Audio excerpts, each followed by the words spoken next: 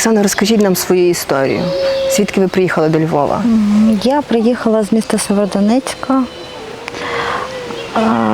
7 квітня 2022 року. Тобто ви вже приїхали, це вже є більше року.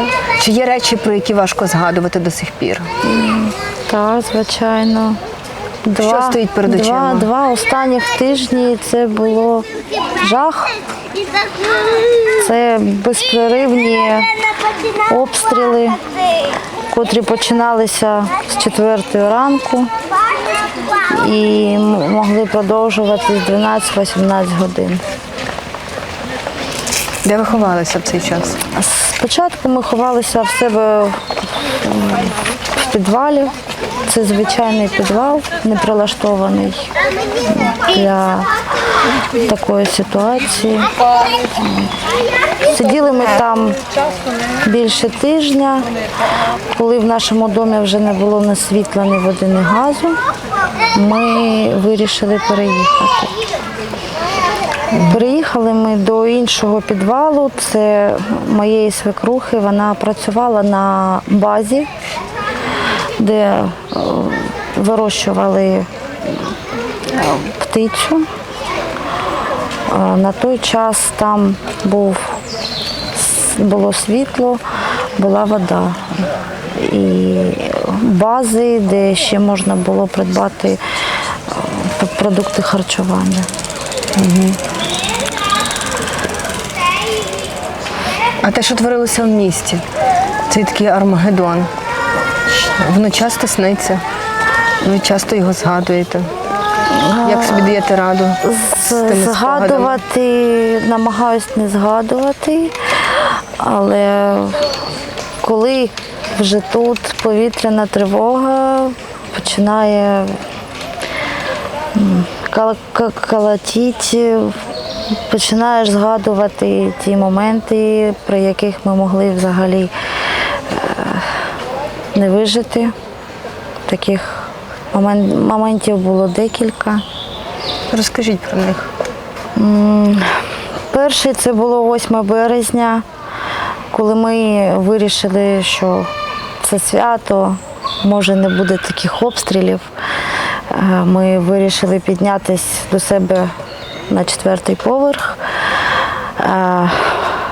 помитись, зварити їсти.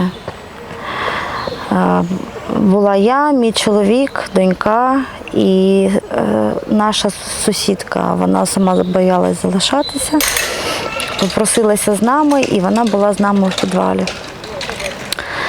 Ми піднялись додому, помились, поїли, дитина лягла відпочивати з сусідкою, а ми з чоловіком на кухні варили їсти, щоб спустити в підвал.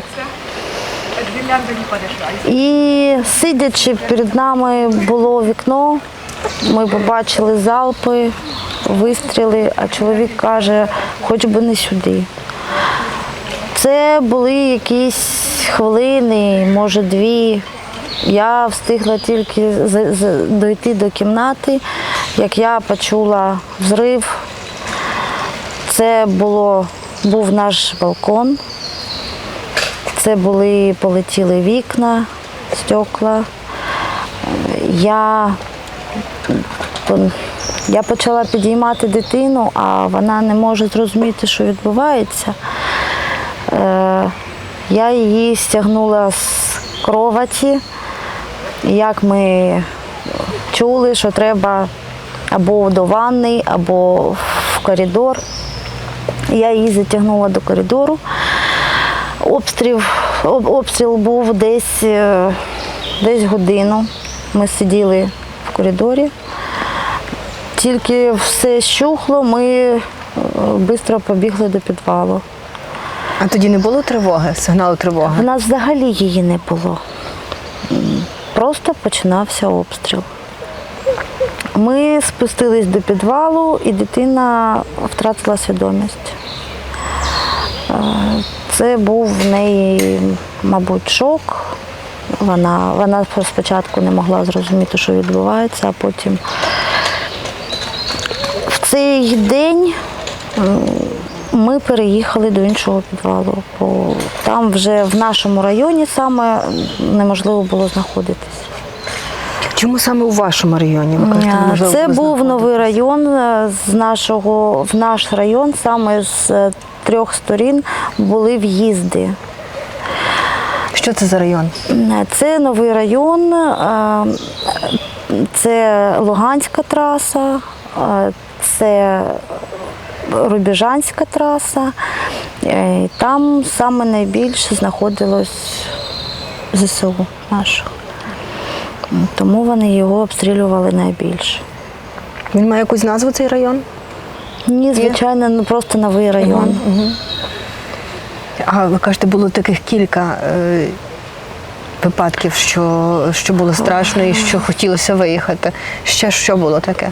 Це ми вже переїхали, це ми на новому жили, а ми переїхали в старий район на цій базі до моєї свікрухи.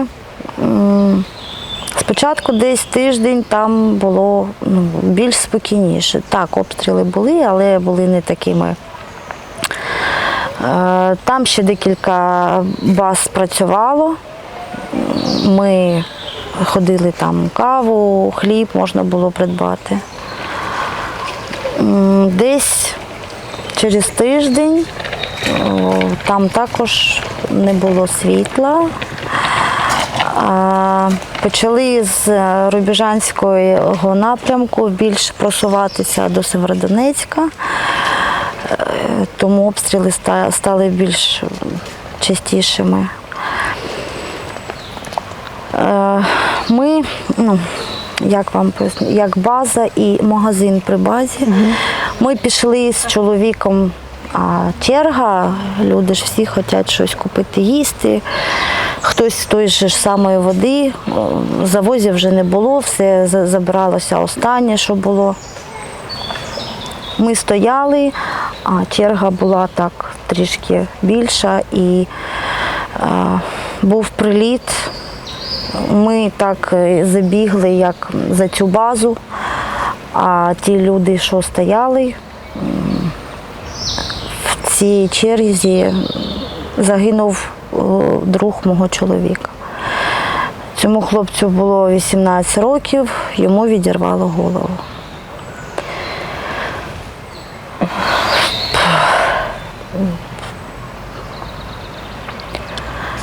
Після цього ще десь дня 3 ми залишались там.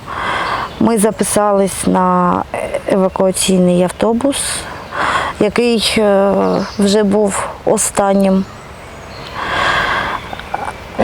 Тяжко навіть слухати це все. У мене починають руки неміти. В моїй дитини посивіло волосся там. На той момент нам було 13 років. Це капець просто. Так, це дуже важко.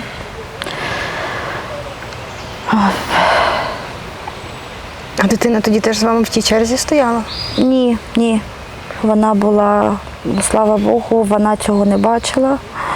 Це мізки, це кров, це крик цього батька, цього хлопчини, який загинув. Це дуже важко. А чим вони тоді обстрілювали? Це Що були це таке гради.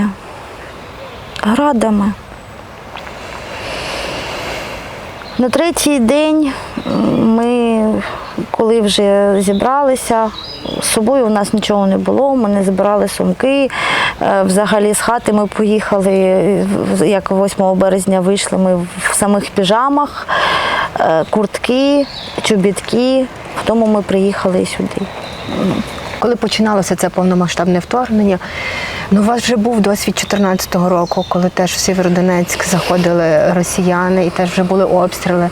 І, воно ж мало злякати відразу. Ми допускали собі таку думку, що, можливо, воно так і скінчиться, як 2014 року, розумієте? Скільки тоді було? Там місяць, 2? Скільки тоді? Дуже швидко було? Ні. довше? Це десь около 3 тижнів. І я ж кажу, так як в нас цей завод «Азот-Аміак», їм заборонили туди стріляти, в сам Сєвєродонецьк, тому що це дуже небезпечно. А на цю війну в нас вже вивезли все, що знаходилось на заводі. Але все одно, коли... Тобто ви готувалася влада, так? Так. Ви маєте на увазі? Так. Ви бачили це, що вивозили, ви знали це? Ми про це чули. Ви про це чули? Так. А за який період до того вторгнення вже почалася оця підготовка? Коли почали вивозити? Ну, ви ж розумієте, нам ніхто не Приблизно, казав, що приблизно, що ви нам чули. ніхто не Так. казав, що буде війна, Так. і ми ось це робимо. Зрозуміло, але так, якби ви могли вже підозрювати, що щось. Ми навіть не підозрювали, ми просто знали про те, що вивозиться звідти ця хімія, а вони там писали, що це для, як пояснити, що вони будуть переробляти цей завод, і для цього Якась реконструкція, щось і таке. вони вивозять цю хімію. Це коли? В січні, чи це ще в грудні, Це чи в десь листопаді? місяці за 2 було. За 2. Так. Ну і от почалися ці обстріли. До 8 числа, ви кажете, їх було майже не було, так? Ну як, воно було чутно, але по самому городу не було нічого, прильотів ніяких. А ви дізналися про те, що повномасштабне вторгнення з телевізора, з телеграм-каналів, звідки? З телефонного дзвінка? 24-го ми прокинулись від того, що під вікном стояли наші воєнні. І ми зрозуміли, що це війна. Але ми сподівалися на те, що воно так, як в 14-му все закінчиться. Я ж кажу, сиділи вже до останнього. І коли вже просто, я ж кажу, від побаченого, і дитина, вона дуже схудла за цей час в підвалі. Я не кажу, що ми там голодували, ні, але це просто стрес, це дитина в мене взагалі умниця, вона була сильніша навіть, ніж мама. Вона була спокійна, врівноважена. Вона все, напевно, в собі тримала. Так. Більше вона Так. тримала в собі, тому Так. от не притомніла, напевно, після Так. цього. Це напруження так давало їй. Мама мама переживала за дитину. То ви про себе? Чи про маму Про свою? себе, Про себе? Ні, моєї мами нема. Співчуваю вам, то її нема вже в живих, так? Та вже 16 років. То ви жили, ви, чоловік і дитина Так. до повномасштабного вторгнення. А коли от почалися, вже прийшли наші, ви бачите, що їх багато було у цей перший день? Так. Так. Коли ви вже побачили, що є проблеми з продуктами, що вони стали дорожчати, що неможливо зняти готівку, чи як ви давали собі раду так в побутовому житті у ці перші дні? Коли ми побачили, що заїхали наші хлопці, в нас був закуп, ми розуміли, що доведеться, можливо, сидіти в підвалі. Ми заготували дуже багато. Що ви готували, що ви купували? Чи ви закрутки ще мали свої? Що І ви... закрутки свої, і... Як ви готували ту їжу? Що ви мали? Там, де, я ж кажу, ми приїхали до бази, там був котел, були дрова, пічне опалення. А коли ви ще були там в себе в підвалі, то чому ви поверталися? Свічки. На свічках? Так. Готували їжу на свічках? Ні, костер біля під'їзду. Ага. Так, готували. І по черзі ви якось чергували собі, хто сьогодні по квартирах там готує чи ні? Чи ви тільки для себе? Нас залишилось 5 чоловік з нашого дому, взагалі, в нашому домі. Тобто люди фактично виїхали відразу? Виїхали, ми залишались, так. Перший, другий день люди повиїжджали? Так. Ага. Ну от, ви бачите, що всі виїжджають. Ну, як вам пояснити? Ти розумієш, що їхати нема куди. кому ти потрібен, де, як. Це дуже також лячно, тому що ти не знаєш, що тебе чекає в іншому місті.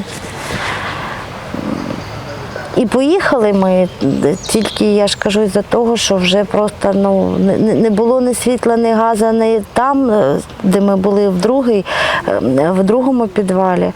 І ми розуміли, що далі просто вже буде неможливо виживати. Прийдеться десь йти по ту воду, а там багато людей загинуло, коли ходило за водою. А далеко вам по ту воду би було, треба було йти? Було би треба, кілометри півтори, мабуть. Це що там таке було? Це був як, ось де сама вода розподіляється. Там була така, як крани, і люди самі їх крутили і набирали воду. І там загинуло немало людей біля тих кранів. А взагалі, чи були в місті якісь укриття? Вам якось... Прилаштованих ні. Звичайні підвали, де люди ховалися. Угу. Було декілька школ, де було, що це укриття, але воно як також звичайний підвал, як і в наших многоетажках. Угу. Тобто все одно люди мали самі собі давати раду? Так. Як там, де постелити собі, де сісти? Звичайно, стаскували якісь доски, щоб робили ці настіли, на чому було спати, якісь кирпичі, щоб там робити ті ж свічки, на що ставити, хтось з дому щось приносив. Так. А так, по ваших знайомих, по сусідах, люди, які повиїжджали, переважно куди вони повиїжджали? Ви маєте на увазі, на яку? Да. Чи їхали в Європу, чи їхали сюди на захід України, чи їхали багато в Росію? Як вам сказати? Саме мої знайомі їхали по Україні, хто куди. Сестра моя рідна, в неї, я ж кажу, 5 дітей, вона поїхала до Польщі одразу. Зараз вона в Германії. Декілька сусідок, так, знаю, які поїхали до Росії, бо в них там діти, онуки. Чи у вас є родина в Росії? У мого чоловіка. Там в Криму мама. В Криму? Так. Це Україна. Я її також вважаю Україною, тому. А так, щоб реально в Росії? Ні. Немає? Ні, нема. А з мамою підтримуєте зв'язок в Криму? Звичайно. Що вона каже про російський мір? Ви знаєте, вони ж там також ніхто не сидів і не чекав їх, коли вони туди прийшли. Звала нас до себе, але ми все одно залишаємось тут. Вона не хоче звідти виїхати, там теж зараз небезпечно, обстрілюють постійно Крим. Там також діти, онуки, хата. Ви ж розумієте, що це не все так просто, бросити все своє, в якому ти прожив все життя, і поїхати до іншого міста. Насправді, я думаю, що це дуже важко. Наважиться на таке. Ти все життя складав гроші на квартиру чи на будинок, будував своє. Наприклад, ми 4 роки тому тільки купили квартиру. В нас її нема. Наша 5-етажка, поверхівка вигоріла вщент. Тому як далі і де ми будемо? Поки що тут, дякуючи Богу, живі, здорові, руки, ноги цілі. Чоловік, ми приїхали сюди до школи, де чоловік зараз і працює. Яким він там працює? Столяром. Угу. То яка школа? 62-га школа в центрі міста. Ви тепер хочете малу туди дати вчитися? Тепер хочемо туди, щоб дитина пішла вчитись. Я читала, що 90% будинків в Сєвєродонецьку все знищено. Та 10% міста залишилось цілим, 90% немає. Оцих 10% Це яка територія, яка частина міста? Це центр? Центр. Це більш-менш там цілі частні дома. Ну, і... А багатоквартирні це все Так, вигоріло, так? Винищено? Ну, де вигоріло, де взагалі воно все порозсипалось, бо було по декілька прильотів, всіх там 5-6. Також бачила інформацію, що зі 100 тисяч населення, там вас навіть більше було, ніж 100 тисяч, 100 тисяч, то залишилось тільки 10 тисяч і ще й 1000 з них дітей там Так. проживає. Так. Як ви думаєте, як так можна лишатися з дітьми? Чому люди лишаються з дітьми там? Знаєте, от ми ж також сиділи, я ж кажу, більше місяця. Більше місяця, це вже більше року. Я вважаю, що може вони собі шукали якийсь, як вам, ну так як і ми, а ось воно все закінчиться.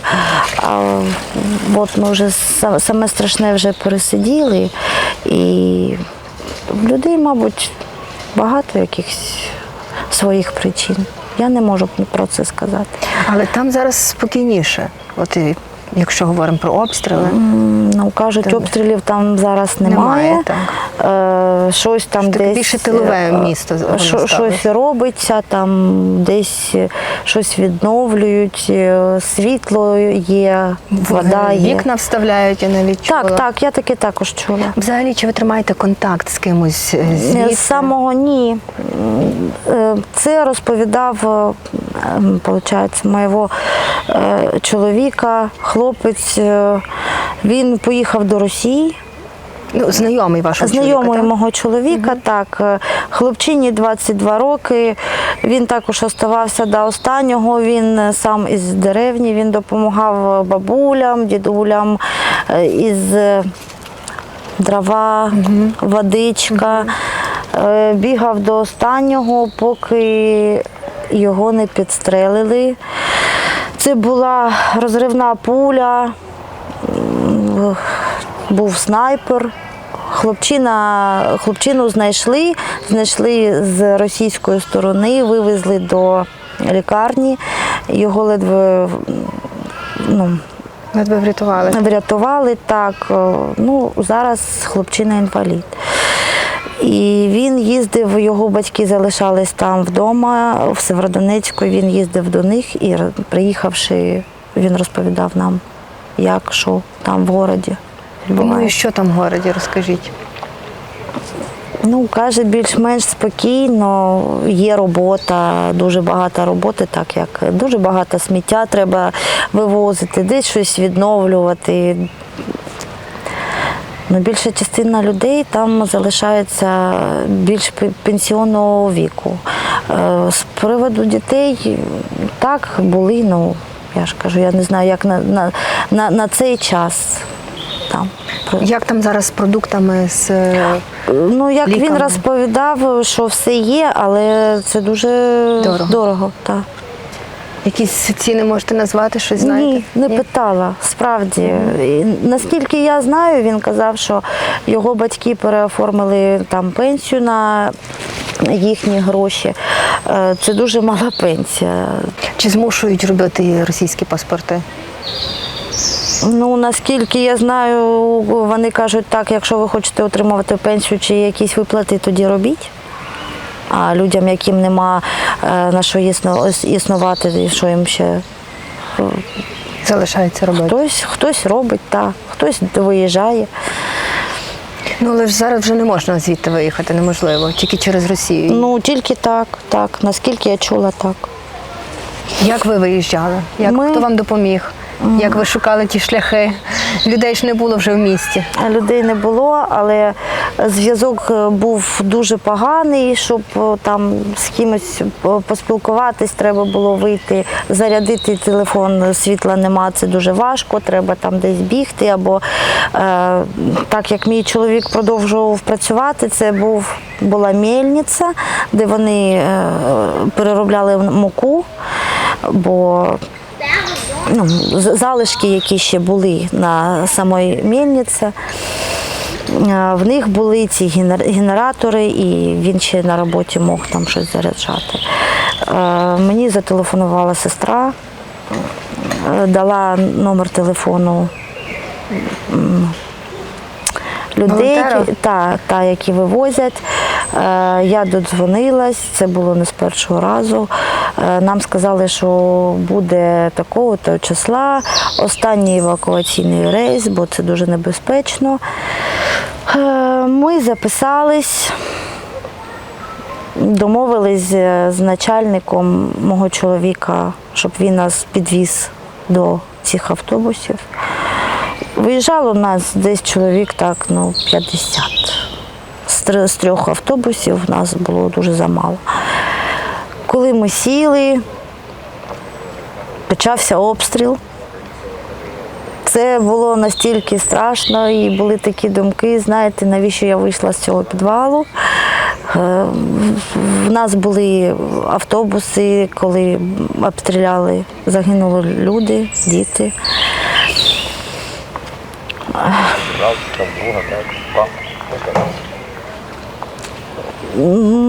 Якось,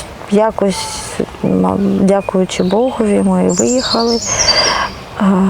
Доїхали ми до Слов'янська, до цієї церкви, яка ці волонтери вивозили людей. Доїхали до цієї церкви, ми переночували, нас нагодували. На ранок нас мусили посадити на автобус і відправити до вокзалу Краматорська. В них зламався автобус, і ми не поїхали. В той день був приліт в Краматорськ на вокзал. Тому, мабуть, це якесь диво, що ми знаходимося тут. Я ж кажу, ми живі, здорові.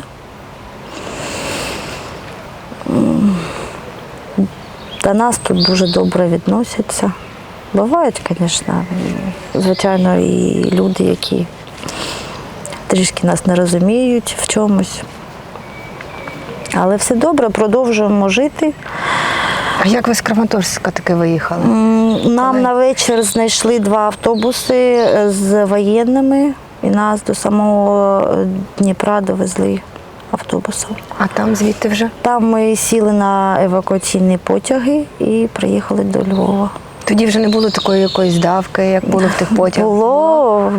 Було. Нас більше 1500 людей, виходить, на вокзалі стояли. В один евакуаційний потяг ми не вміщались.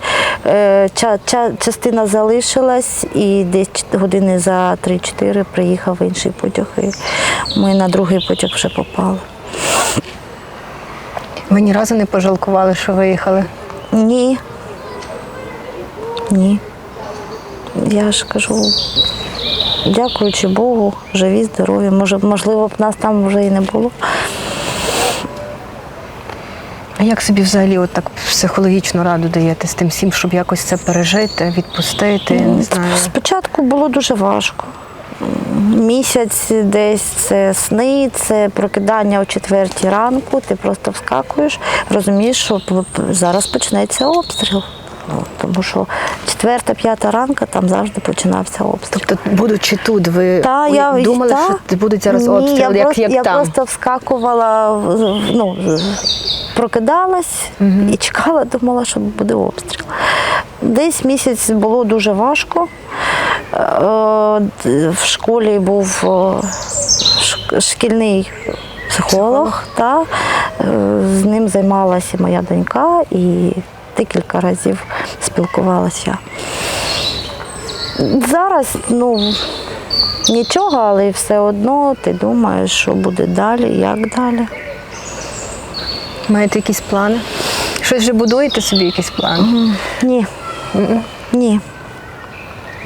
Бо війна йде. Ми не можемо знати, що буде завтра. А так на найближчі, не знаю, півроку, місяць, нічого взагалі? Тут будете чи? Ні, тут, звичайно, працюю я, працює мій чоловік, дитину до школи будемо відправляти. За кордон не будете їхати? Ні. Тут спокійно. А що нам там робити? Хто нас там чекає? Кому ми там потрібні? Ні, ми тут. Мала вже трошки собі дала спокій теж? Чи бачите, що ще трошки ті Та відгуки є вона в ще? неї є тут вже її знайомі, діти. Вона ходить до школи танців. Так, все добре. Ми тут навіть собі займели нового члена родини, собаку. Сюди ми приїхали з котиком, але він тут зник у нас тут на Сихові. Тому ми взяли собі собачку. Поки що тут, а там будемо бачити. Ви, може, якусь роботу собі шукали, щось таке чи ні? Переїхавши зі школи, ми Містечко на для Стрийському жили, я працювала в частній школі кухарем. Потім, переїхавши сюди, мені було незручно дуже зарано вставати. А зараз я також працюю, але я не можу казати, де. Може, волонтерством займалися? Якісь сітки плести ходили, чи мала? Чому? Ми зараз це робимо, в нас у кожного є свій час на це. Ми понеділок, середу, п'ятницю наш будиночок ходить плести на ЗСУ сітки. Декілька людей з мого навіть міста, із Сєвєродонецька, їздять, там ліплять вареники, роблять там ще якісь заготовки для ЗСУ. Сумуєте дуже за своїми знайомими, за містом, за тим життям довоєнним? Звичайно. Звичайно, все ж, знаете, познается в сравнении. Когда жил в мирне время і десь щось тобі там не вистачало, щось тобі хотілося там кращого. Зараз ти розумієш, що ти жив файно, в тебе все було добре, а тобі щось було ще потрібно. На даний час всім нам потрібно спокій, мирне небо, щоб все це скоріше закінчилось. Нехай так і буде, будемо великі надії на це тримаємо. І молимося, і донатимо. Так. Дякуємо вам за вашу історію, дякуємо за те, що ви сильна. Дуже Дякуємо була рада з вами за доньку. поспілкуватися.